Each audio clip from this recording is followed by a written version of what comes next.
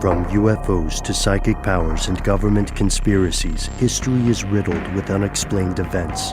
You can turn back now or learn the stuff they don't want you to know. A production of iHeartRadio.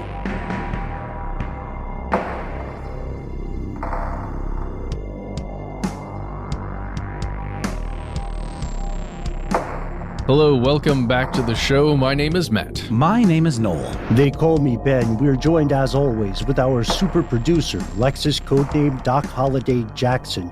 Most importantly, you are here, and that makes this stuff they don't want you to know.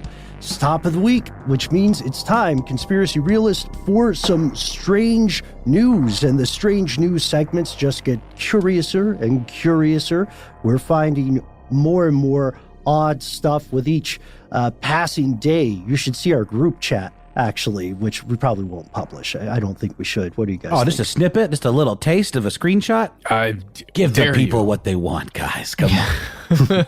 Well, let's figure out if that's something you all want. Let us know. We've got coups, we've got the black market, we've got some hacking afoot in multiple cases. Let's see, where do you guys want to start? Noel, actually, I was going to chime in and say, it being a little bit of a grab baggy, updatey kind of zeitgeisty thing, I thought maybe we could start with mine. Does that sound okay to everyone? Yeah. Let's. I think COVID is on a lot of people's It's on a lot of people's minds, I think, because of the holiday, and I think there was a lot of hope that things were going to be better by the holidays, because everybody's been really thirsting for that, personal touch and seeing family and going through a lot to social distance, and was hoping maybe for a little payoff. But as it turns out, that's not the way it turned out. We've been seeing COVID cases spiking, hospitalizations spiking across the country, and also kind of just a general malaise associated with the whole COVID experience situation. Understandably so. Thankfully, there is sort of a light at the end of the tunnel in that we've got these two vaccines that are testing very positively. And we could talk a little bit about this process too, about how they were able to accelerate it, because I think there's a lot of misconceptions around that. But it looks like they're already shipping. I think I saw a story today. A nurse somewhere in New York was given like the first kind of televised injection of the Pfizer COVID vaccine, which was tested and proven to be 95% effective in, I believe, fighting the disease and a little under that in completely preventing it. But I think you need two instances of it. I think that's really important that you get the second dose of it. So understandably, there's a lot of demand for this product. There's already a lot of competition in developing it. And now we've got it. What is it? Pfizer. What was the other company, Ben? There are a couple in phase 3 trials. There's Moderna's vaccine, Janssen, as well as AstraZeneca. That's right. So you'll probably hear all four of those in the news. But right now, Pfizer is the only one that is CDC approved. That's exactly right. And we could talk a little bit about this before we even get into the story.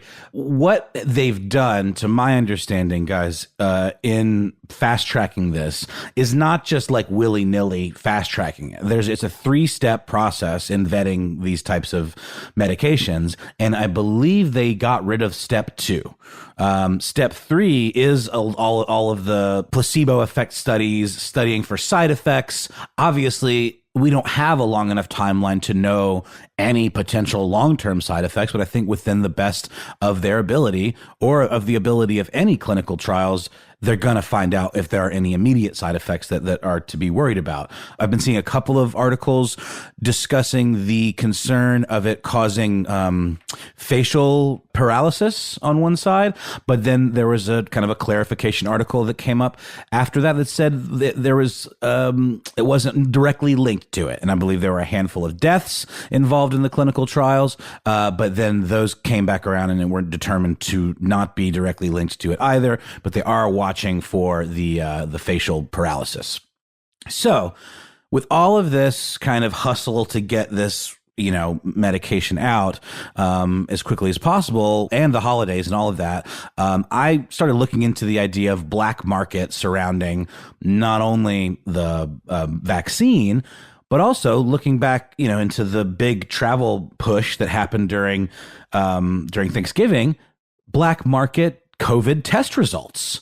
And I actually was getting a haircut the other day, and the person cutting my hair mentioned that there were reports of people buying forged, falsified, negative COVID test results that they could present at, check-in or whatever at the airport, because that is a requirement for a lot of airlines. And I found an article that talked about that very thing.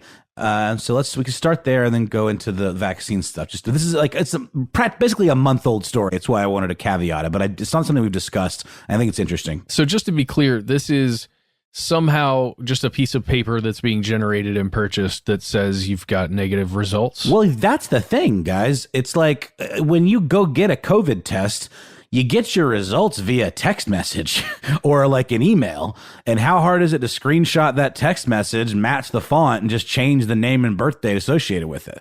It's really nothing much more advanced than that. And that's what this article that I found on insider.com talked about. And again, it's from about a month ago, from November 16th, talking about there's a thriving black market for fake COVID-19 tests.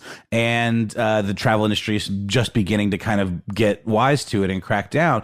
But it really isn't anything much more advanced than what I just described, because we don't really have the infrastructure to.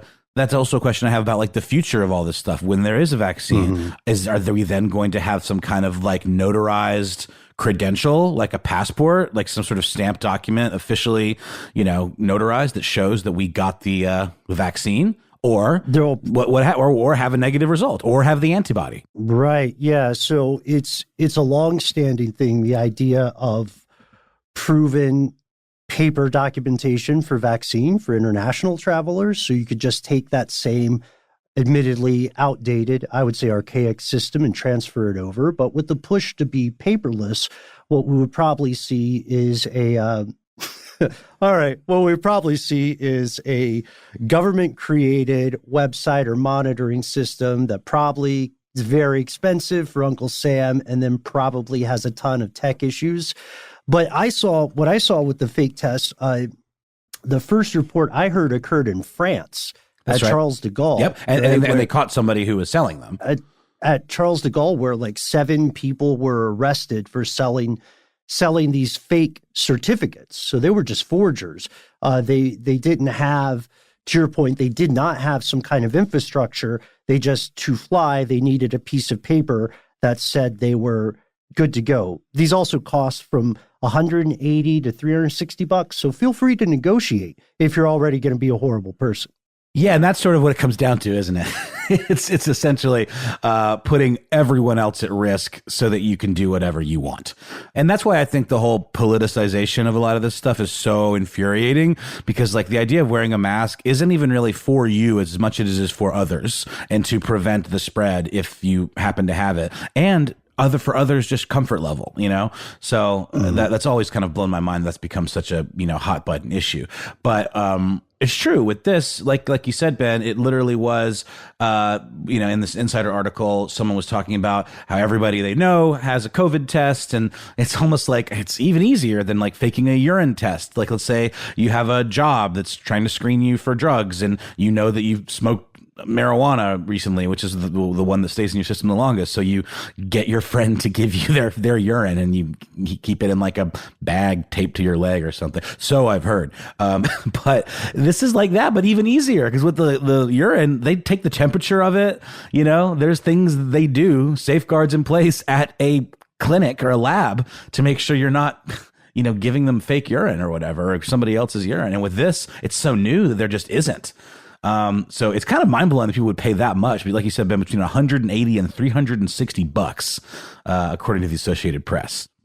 Have you heard about the proposals for a COVID-19 so-called immunity passport? That's sort of, I have not been, but that seems to be the kind of thing we'd be looking at. That would be more official, more traceable, some kind of database associated with it, what have you. Tell us about it. I really don't know anything about it. Are you talking about Compass, or is this something different? Is it called Compass? There's the one I know about is the International Air Transport Association. This is all in the ideation stage. There's not an actual passport yet. But this would be something that would be considered a digital passport, to your earlier point, Noel. And this would allow travelers, I think it would be opt-in, but it would allow travelers to share their vaccination status and test results with Border Patrol via this app. Mm-hmm. So you would just have this on your app. Security becomes a concern, but then also, even if you don't make this mandatory for travelers as a law, airlines and cargo ships and cruise ships can make it a de facto law because they'll just refuse to let you on if you don't have a negative result, which I will say is just my opinion. I think it's the right thing to do. But a lot of people are worried about what they see as overreach. I completely agree. But come on, to those people, they won't let you on if you have the wrong size shaving gel. You know what I mean? Like how is this more egregious than that? Or like more of an invasion of privacy or screwing around with your civil liberties? I think we're past that when it comes to air travel. Well, it is, the whole situation, as we've discussed before, just brings up questions about healthcare, about your own health and the information associated with it, and who should have access to that information. And it's been commonly recognized that nobody should have it besides healthcare practitioners, yourself, and anyone else that you specifically say can have access to any of it. And a test like this falls under that same criteria, or it's the same kind of information. It's just there's a public need to know whether that one tiny aspect about your health. So something like Common Pass, which is something slightly different, it would try, at least according to their the nonprofit that's trying to make Common Pass a thing. They're saying they're trying to make essentially a trust structure for individuals to be able to share small bits of information about their health with, like the TSA and other organizations that are trying to clear passengers for travel. I don't know. It's interesting. It's an interesting concept to be able to have an app like you were talking about, Ben, where you could just flash it, or just a QR code or something that just specifically has that updated information about your health, and that's it. But it's verified. Yeah. But think about this. Let's get real dystopian and weird and depressing with it. So first off, we've had systems like this that just existed on paper, which made them more difficult and arguably a little bit more secure in some ways. Like you have to get polio vaccination or yellow fever vaccinations if you're going to different parts of the world, often developing countries, where those diseases occur at a higher frequency. But the thing about Common Pass is that it's rolling out in a couple cities, right? And flights from a discrete number of cities at first. These solutions help, but they gain the most benefits when they are at scale, when every group has them. And what should be interesting to a lot of people who recognize that now is that there are multiple kind of brand name passes coming out. Like the International Chamber of Commerce, COC, is developing something they call the AOK pass. But anyway, so there are competitors out there already. Hopefully they can work together. But the second thing is, once this kind of thing is accepted, once it's out there, this can be used to transmit all sorts of medical information unless strong safeguards are in place. Like I don't think there's any, I think this is a door that does not close. I think we need it for COVID, but I think the same technology, again, the same thing that warms you can burn you. You know what I mean? It's the same slippery slope as that Ring .com database we talked about on the last news episode, right? Where it's like, oh, on the surface, yes, this is a good thing to help protect our citizens and make sure the police knows if folks are in trouble. But then there's all kinds of other things that can get rolled up into it over time. And, it's this cliche to even say, but it's like a slippery slope. And obviously this is too. But another slippery slope is the implications of how the black market enters into the actual vaccine. Okay. I mean, obvious. I don't think anyone's like, oh, it never occurred to me. But yeah, I mean, it's like the moment you have something in high demand like that, we talk about it with organ transplants all the time. We talk about it with all kinds of commodities that are only available in limited supply. And that will be absolutely no exception when it comes to COVID-19 vaccines, because we know, I think there was even like talk where it was going to get rolled out to the White House very, very quickly. And I think a lot of people probably had a problem with that, considering how many White House employees got COVID from being not super smart about social distancing. Politics aside, I think we can at least agree that's pretty much a fact. So the idea of giving them, I've even heard that if you've had COVID before, which I have, I got it earlier. I don't know if I've mentioned that on the show before, but early on, I was traveling and I got sick, and it was like back in March, and then I got an antibody test recently, and I did have it. So even though my instance of having gotten it was way back in March, I do still have the antibody apparently, or at least I did, however many months ago it was that I got that test. I'm not supposed to try to get the vaccine like for a long time. They are asking people like me and anyone else out there who's gotten it and survived it to hold on and not try to get it, because you technically are in better shape to be not immune, because they're not saying that. They don't really even know that the antibody makes you immune.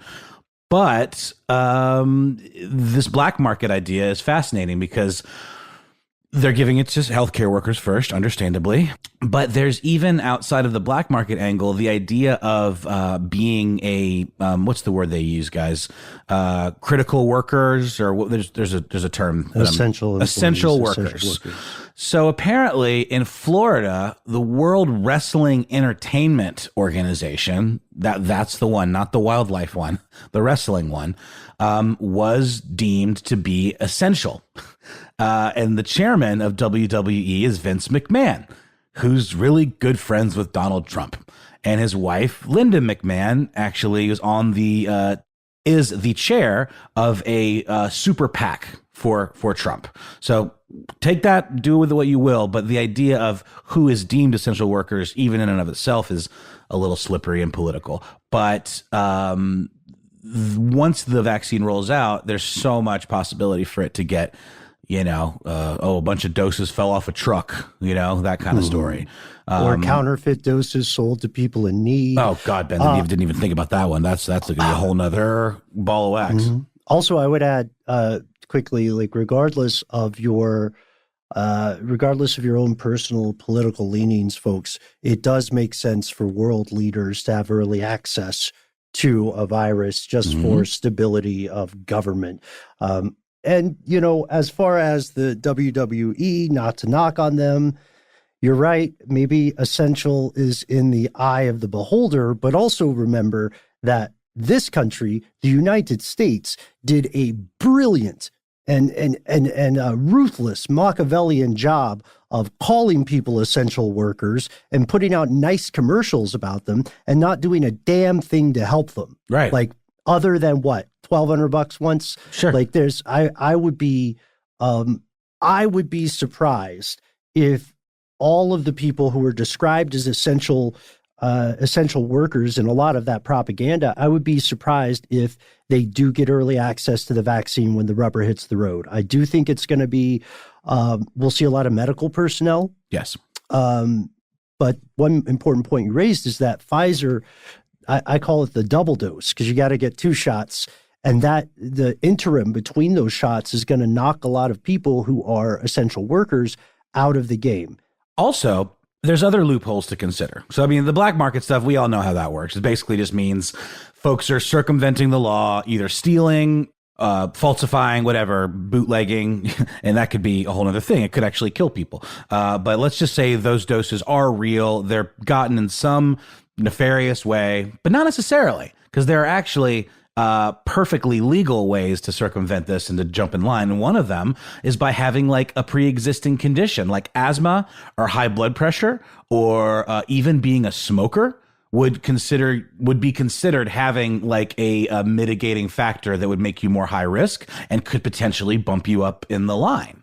It's sort of like when people were trying to get medical marijuana, and the easiest way to do that is to go to your doctor and say, I have describe the symptoms of whatever it was that you needed in order to get the thing.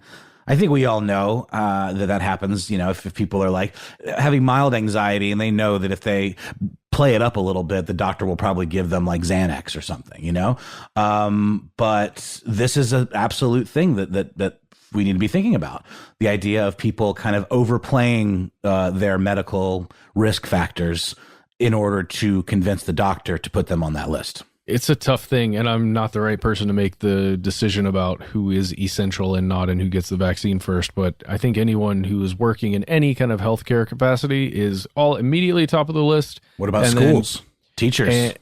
Well, I mean, if we're choosing to send kids back to school, then yeah, 100%. And then anybody who's handling food, like, why not? Why not? Let's do that. And then after that, if we can eat, drink water, and save people who are dying, then the rest of us we'll get it eventually. We'll get the vaccine eventually. One thing I think everybody gets after this is an injection of common sense.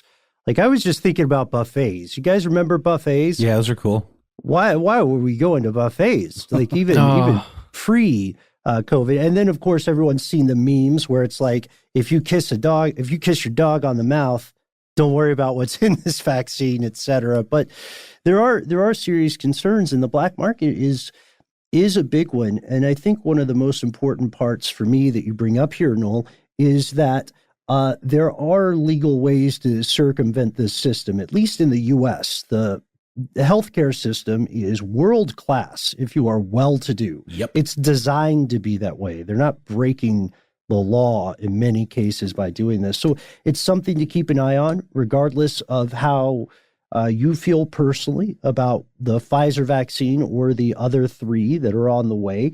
I would pay attention. You know what I would do? I don't think this counts as insider info because we're not experts on this, but I would be, if I were an investor, I would be very, very interested in the medical monitoring technology and biotech stocks, because they're gonna zoom up. Maybe as much as Zoom stock. I don't know what Zoom stock is. Ben. I'll add one last just little quote from a bioethicist from NYU named Arthur Kaplan. And to the point that you just made, Ben, about access to better healthcare, this is what he has to say about that.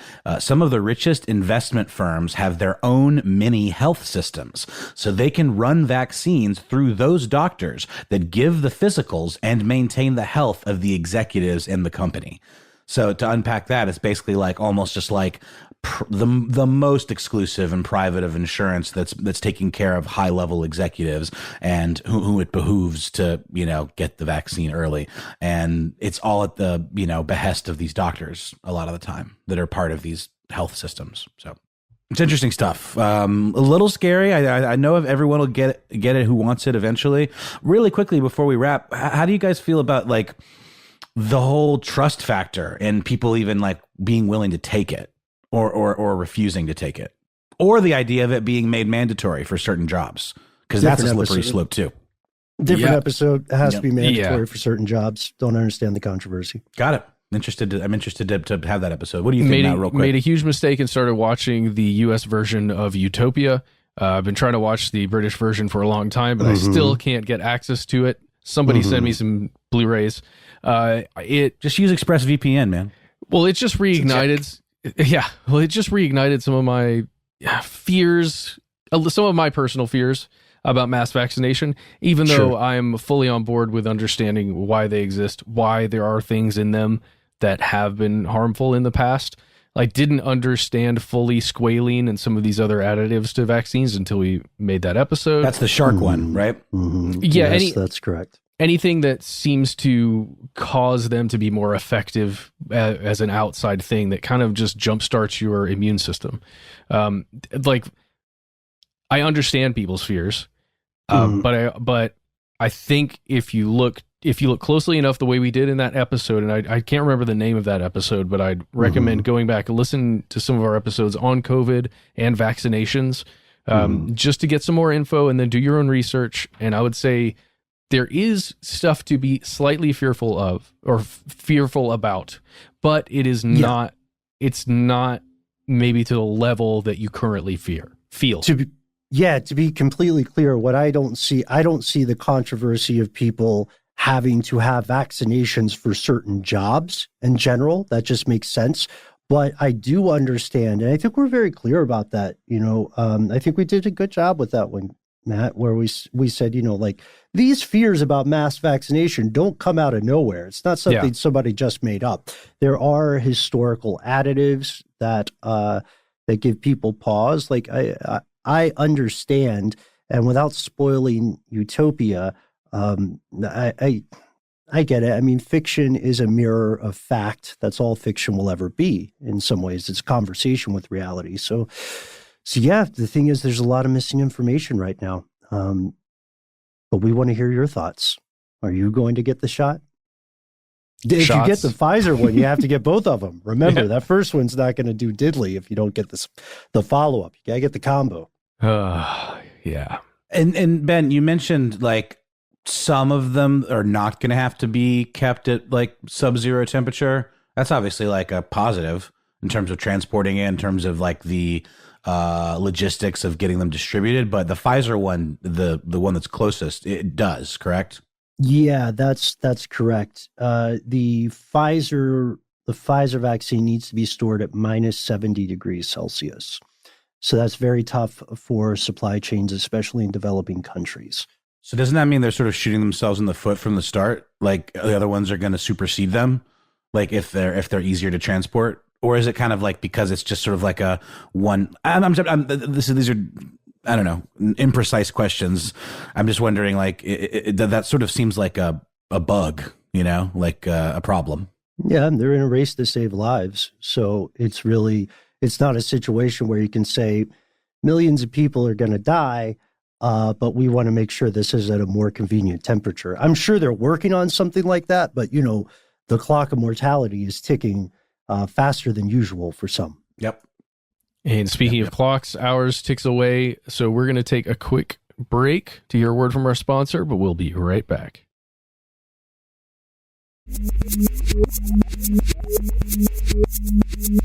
And we have returned.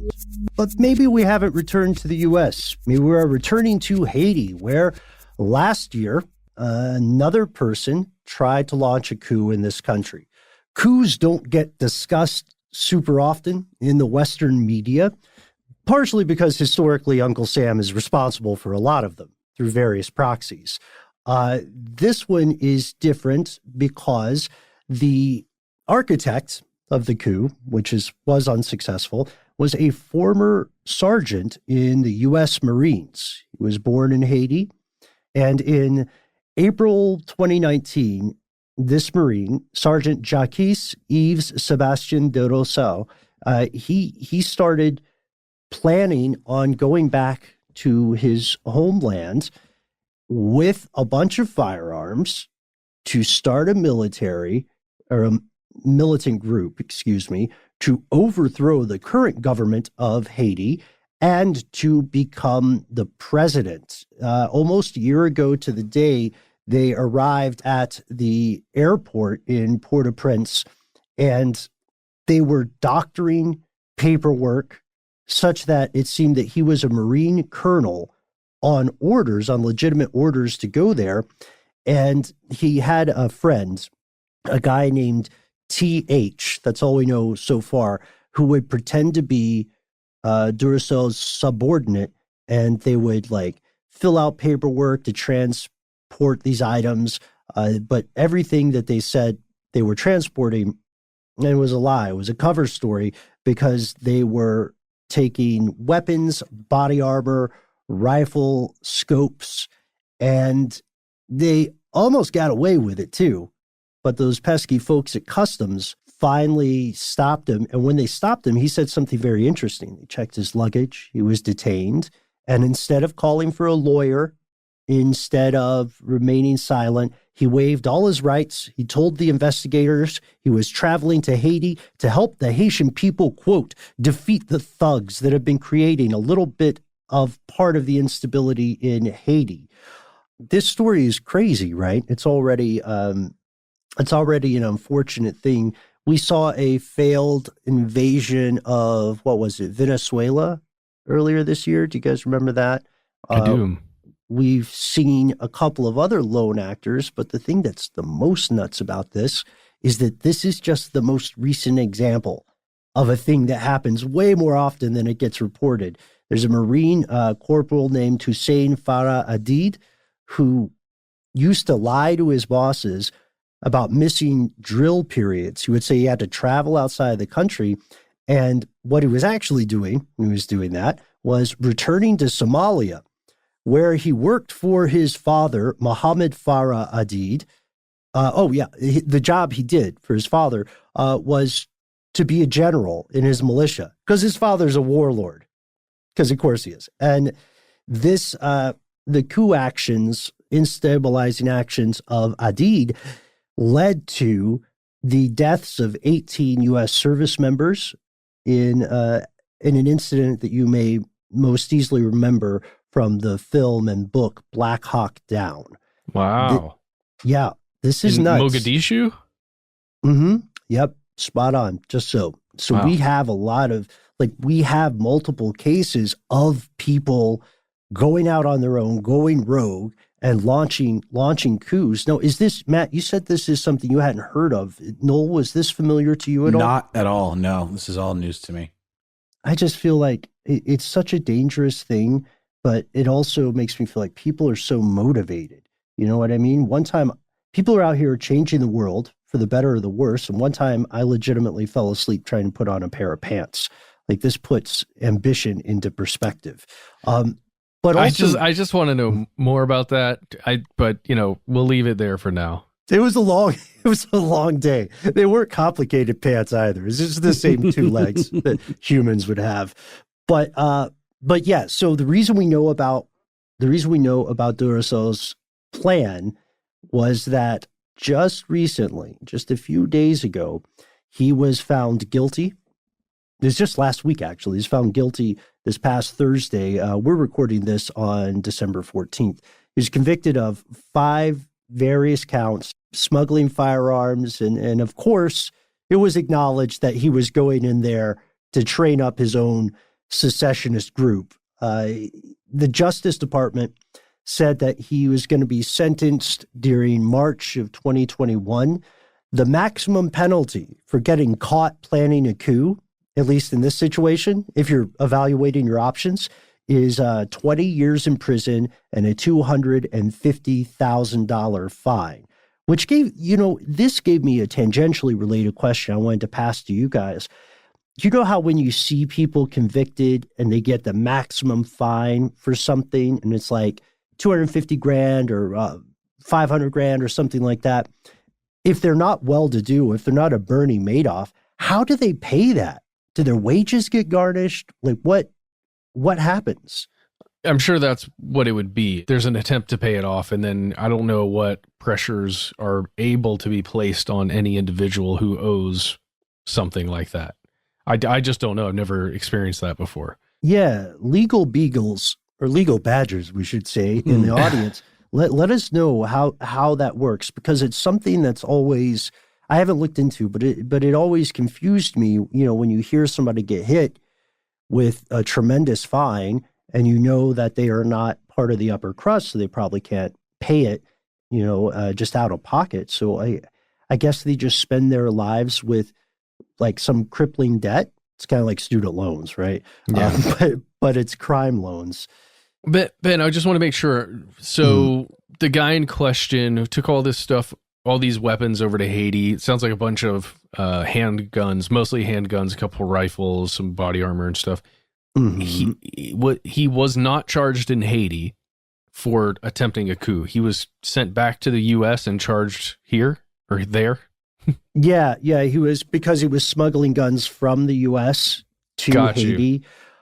So the U.S. Justice Department came down on him because he, according to Robert Higdon, the U.S. Attorney for the Eastern District of North Carolina, he violated U.S. firearms laws, particularly in relation to export and licensing. And then he says, just buries the lead here, quote, But it additionally posed concerns about our citizens unilaterally acting in relation to the government of a foreign country, especially because he's a Marine. He has the training. We talked about this earlier, right? Yeah, He has the expertise and familiarity to teach people. He once served as a marksman in Quantico, and this was the real deal. It makes you wonder how many.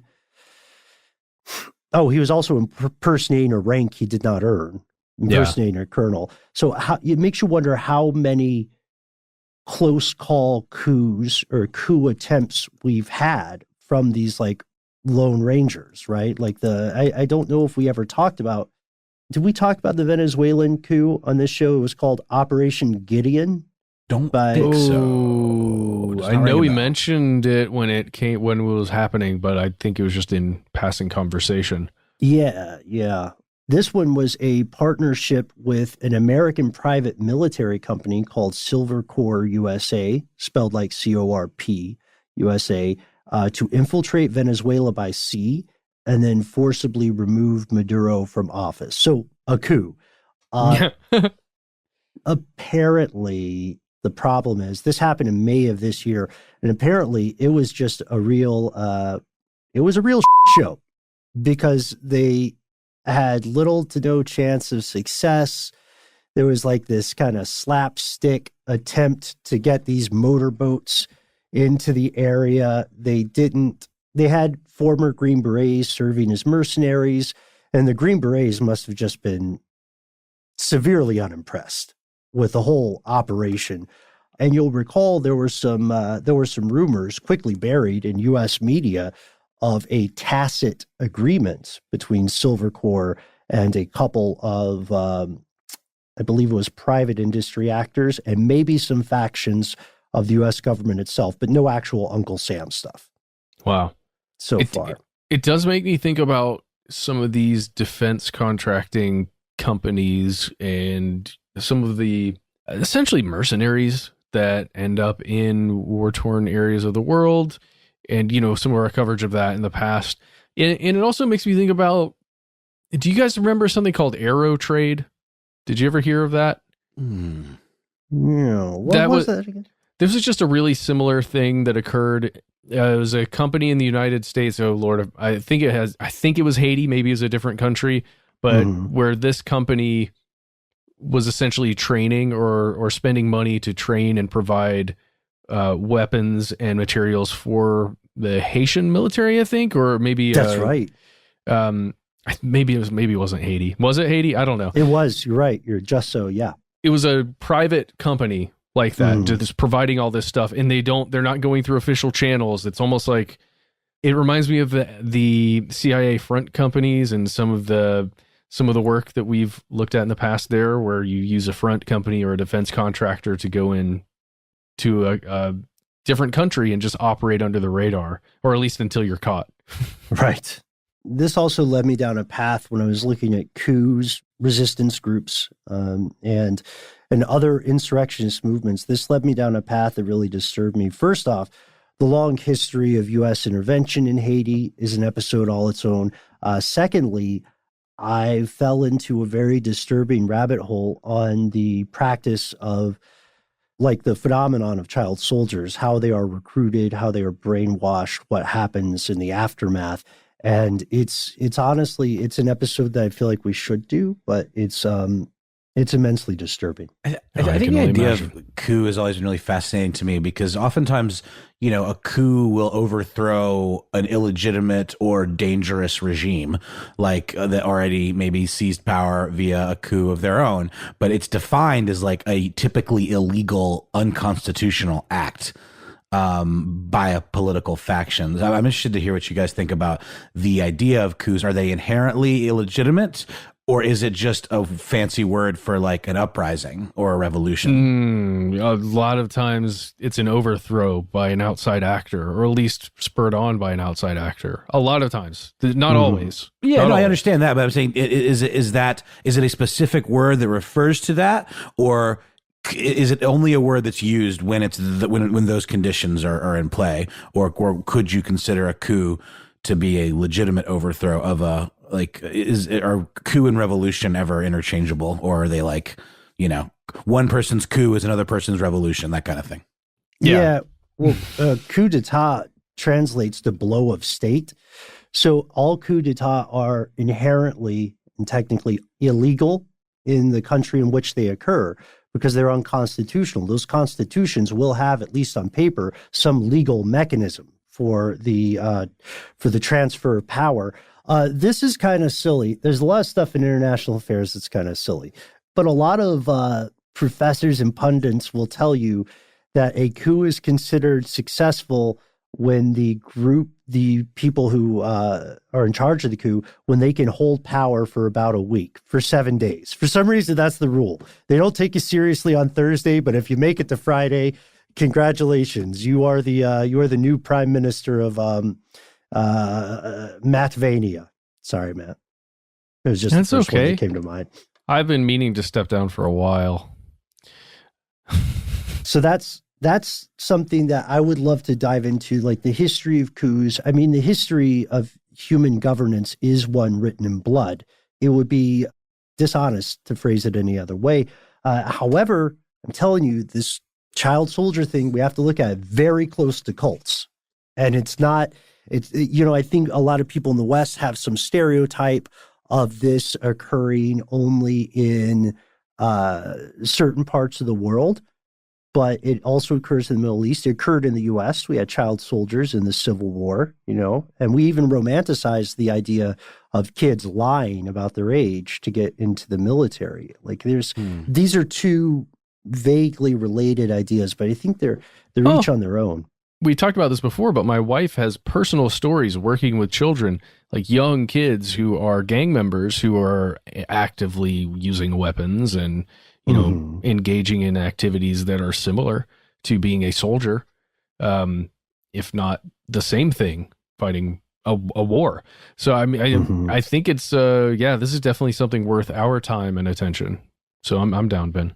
Awesome. Okay, I've got one last thing on this as we move on. You may have, if you are, whether or not you're in the U.S., if you follow U.S. domestic news, you may have heard some of the recent actions of the current administration described as a coup. I would very much like to hear your thoughts on this, Conspiracy Realist.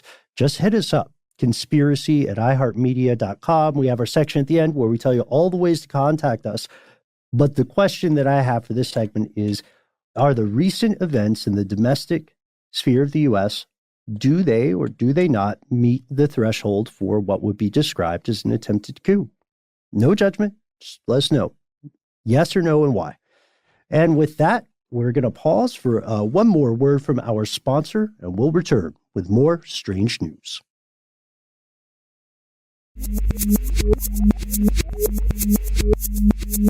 And we are back and moving over to United States. Let's call this domestic cybersecurity news. Many times on this show, we have spoken to you about hacking, an interesting term to describe forms of espionage, forms of snooping around sometimes just to see what can be achieved. And that's my son in the background. And depending on the aims of someone who is equipped with the skills to breach networks and get inside of, whether it's a single computer or an entire network, who knows what the aims are behind any group, but there can be vast reasons for doing so. And today we're coming to you with a story about a group that is being described by the United States government as Russian government hackers, and actions that were taken against several United States government agencies. So here is the Washington Post title from the article. Russian government hackers are behind a broad espionage campaign that has compromised U.S. agencies, including Treasury and Commerce. This was reported today, December 14th, the day that we're recording this episode. And according to this article, it is saying that it was just coming to light. It's kind of been known, or it's information about this attack, some might call it, others just might call it a breach, has been coming forth throughout the entire weekend, this past weekend. And there are several hackers that go by nicknames that are supposedly behind this. One is APT29, also known as Cozy Bear. These are this is a group of hackers, not just one. It's like a collective, essentially. They are supposedly, and again, it's tough to know, just that it's reporting coming from the United States and it's an attack on the United States. Hard to know how much is real info, how much is disinfo on purpose, how much is being a little more slanted because it's an us or them kind of story. Mm-hmm. But they're saying that this group is part of Russia's Foreign Intelligence Service, also known as the SVR. And they're saying that this group breached email systems. That's the primary thing that occurred here. And I guess the scary thing is that it's email systems throughout a whole bunch of the United States infrastructure, of the government infrastructure. And according to the Washington Post, the Federal Bureau of Investigation here in the United States is looking into this. And they say that the victims have included government, consulting, technology, telecom, oil, and gas companies in North America, Europe, Asia, and the Middle East. And this is according to it's a group called FireEye. I can't remember if we've mentioned them before, but they are a firm that generally is watching out for these kinds of attacks, and they got breached, and they were one of the first people to kind of raise a flag. And my understanding that it was a while ago when they first said this. But then if you reach out to Russia, if you go to the embassy in Washington, they say they call the hacking reports baseless. They say the attacks in the information space contradict Russian foreign policy and national interests, and that Russia does not conduct offensive operations in the cyber domain. Okay, so it's just motivated patriots acting on their own, just like China's hacker army. I will say that the big difference here between this and a lot of hacks is that this is not just a hack for information. Also, the FBI said it was a state-level actor, but they did not officially say it's Russia. They did not. It's kind of like that Putin law, where the law is for, anybody who happens to have been president of Russia. They said it was a state-level thing, but they clearly think it's Russia.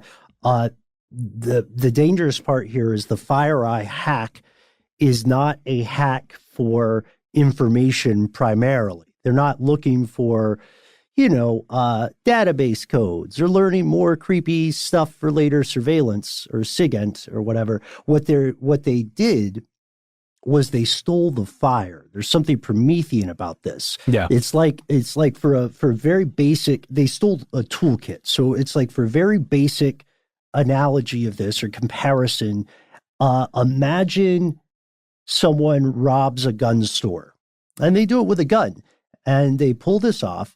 And then when they rob the store, they might check the register, but what they really want is more guns, more ammo that they can use in more robberies. That's what happened here, because the stuff they're taking enables them to hack into a bunch of other networks. Yeah, exactly. So this is a document that another group, SolarWinds, filed with the Security and Exchange Commission.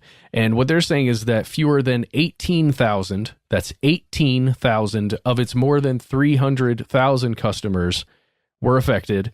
But here's why it's important what Ben is saying. What these 18,000 people did was install an update patch, essentially, to the software. And this update patch was not like the certified one that should have been coming from SolarWinds for, like when you get an official update on your computer or your Mac or your Windows machine or whatever it is. This one was falsified, and that enabled those 18,000 machines to then be activated for the purposes of this group. That's what Ben is saying. They're like getting more weapons, essentially.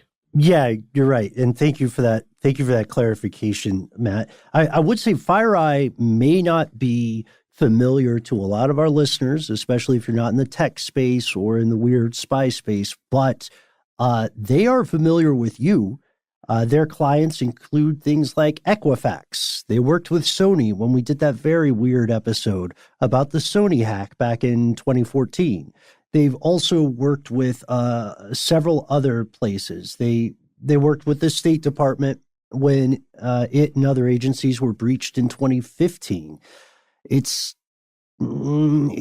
messy because they have what you could kind of say is a skeleton key. Not quite, but their fingers are in a lot of digital pies, and someone has hijacked their hand. Yeah. Well, I mean, these are products that are used by critical organizations. The United States military, like multiple branches, the Pentagon, the State Department, Justice Department, NASA, the Executive Office of the President, and the NSA. Like, these are all people who use this software. These are all groups that use this software. And they were able, whoever this was able to hack into the update server of this SolarWinds FireEye thing, and then through that system jump into all these other machines. And the scariest thing is that, I mean, does anybody out there use Microsoft Office 365? That's one of the ways, they're calling it a vector in this, that they were able to carry out this attack, just by using Microsoft Office. It's a little scary. We don't know enough right now. We just know that it's gone through. Nothing necessarily has happened. There haven't been officially any consequences because of this. At least there's no reporting on that yet. But it is, let's use the word troubling. Yeah, because we don't know what happens next, do we? We also don't know what the reporting filter is like. What I mean by reporting filter is the ways in which government agencies or companies choose to or choose not to disclose information to end users, citizens in the case of countries, or customers in the case of consumers. So if you are the NSA, or you are FireEye, or you're the FBI or something, and you absolutely get rocked on something like this, then if you're a company, you would arguably do the same if you're a government. But if you're a company, you do need to tell your customers that, like with the Sony hack. But the thing is, when you're a government agency, this whole other level of mind games comes into play. What do we disclose? How much do we disclose, right? And when do we message it? How do we say it happens? Like, look at the way Iran handled Stuxnet, which is probably one of the most famous hacking events of the past few years. How do you report that? Because you want to maintain your position, and you want, I don't know, like a lot of these things, whenever you hear an anonymous source familiar with the case or blah, blah, blah, that's someone who doesn't want to go on record or they've been told not to go on record because they don't want to escalate a possible conflict. But they were totally greenlit to say that. These sources who are close to the investigation. Yeah, dude, you mean the FBI? Yeah, exactly. And we're going to see fallout, man. We're definitely going to see fallout. Hopefully just the political kind and, not the nuclear kind. That's a really weird gallows humor joke. I'm sorry for that, everyone. I loved it. It's interesting stuff because in this article from the Washington Post, they're going back to the DNC and some of the hacking, alleged hacking that was occurring there back in the day. Everyone remembers that. We certainly talked about it. And we're just going to have to wait and see, essentially. Great. Yeah. This is from the article. SolarWinds monitoring tool has extremely deep administrative access to a network's core functions, which means that hacking the tool would allow anyone, they're saying the Russians, to freely root around victims' systems. So who knows what they might find or have found? We'll find out when something gets released on, I don't know, where do things get released on anymore? Is someplace. Yeah. I would say, of course, Facebook memes, right? Yeah, it'll be they'll post it on Facebook. I will say FireEye did yesterday release an official statement about this. You can find it if you just look at FireEye statement, solar wind, or solar winds. They took the solar wind supply chain in order to distribute this thing they call sunburst. That's the name they're using, FireEye's term for the malware. So I would be hesitant to say that this is going to be an easy fix on the FireEye side or on the side of anybody who is compromised in this regard. So it's the scariest thing, just to put a sunbursty bright point on what Matt has said here. The reason you should be freaked out about this, and not in a conspiratorial way, you should be very freaked out right now, is that SolarWinds, according to employees, SolarWinds software gives you access to pretty much everything. Like, think sysadmin, system administrator, and it's used by the Pentagon and the White House. From the sound of it, it reminds me of something. I only know this through a couple of friends of mine that are way better at computers than me, but there is something called root access, like with Macs in particular. I don't know if this translates to Windows systems as well, but it's something you have to get through, like the little terminal window that, like, where you actually enter keystroke commands to get, to navigate around to different folders and stuff. And root access is like God level admin access that not only gives you access to everything, it gives you, the ability to wreak havoc on systems if you so choose, like by deleting lines of code or, moving things around or making things not function properly. Yeah. Root access will be familiar to a lot of our friends who have needed to take mandatory bloatware off of their cell phones, off of their smartphones. There you go. I know we talked about this, but it really didn't dawn on me just until now that the updates that went out that were compromised were released in March and June of 2020. So they really have been active for a long time. And it is interesting that they were in there prior to the U.S. presidential election. But again, like, I don't think there's any, I don't mean that as in this group influenced the election in some way. It's just they could probably monitor a lot of things that occurred and communications that were happening around the election. So that's fascinating stuff. I like where your head's at, Matt. So everybody's hacked. Everybody's hacked. Everybody's got fake COVID tests. What's the other one? Everybody's trying to overthrow a country. That's strange news today. Oh, Mondays.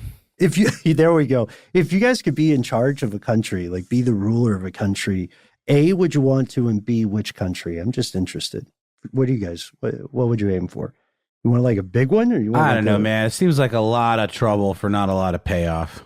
Maybe I'm just not benevolent enough. I mean, maybe if I, thought I could do some good, I might do it, but I probably would just muck it up even worse. Or you could be a monarch. No, that's fair. But I'd probably let it go to my head and become an absolute monster. So yeah. I'm going to bow out. I would change my name to Joseph. Okay. I would go just out in the middle of nowhere and start Eden's Gate. Start Hope. It would be Hope County. That's what I would call it. And is this a Fallout? Are you doing a Fallout thing? Huh? Nope. Is this Fallout? Nope, it's not Fallout. But it would definitely be. That's what I would want to do. I'd want to have my son John, his sister and brother, like, be my second, third, and fourth in command. That's what I would want to do. Wait. No. It's cool. One day, Matt, I'm going to get you one day. I'll catch these references one day. I'm up to like 75% human, so I'm going to get there one day. This is how you find out what old video game Matt's playing. Just listen to the weird references and then type them into a search. Is that Fallout? Is that New Vegas? Nope. Let's just move on. It's not a Fallout at all, is it? No, it's not. Do you want me to say? No, we'll just let everybody write it. Now, this is your part of the game, folks. So let us know what game is Matt playing currently. Let us know what country you would like to be in charge of, if you're in charge of a country, how you would do it. Let us know what you think about what we covered with mass vaccinations, with fraudulent COVID results, and whether or not people should have to get a vaccine, depending on their job, and so on. We try to make it easy to find us. We're all over the internet. We're on Facebook. We're on Instagram. We're on Twitter. You can find us and our excellent mods on Here's Where It Gets Crazy. And if you don't sip the social meds, you can call us directly, and you may end up on the show. That's right. Our number is 1-833-STDWYTK. Leave that message. Let us know if we can use your name and voice on the listener mail episodes or anywhere else. We will attempt to use them if possible. And please leave your message. We'd love to hear from you. What else can you do? You can join our Facebook group. Here's Where It Gets Crazy. That's fun. Just name a name. Any name will do. Some ref to something we've said on the show or a name of anyone involved in the show. And you are in to join in all of the conspiracy realist shenanigans. They're on Here's Where It Gets Crazy. If you don't want to do that, you can also get in touch with us sort of more of an old-fashioned way, pre-social media way anyway. You can send us a good old-fashioned email where we are. conspiracy@iHeartRadio.com.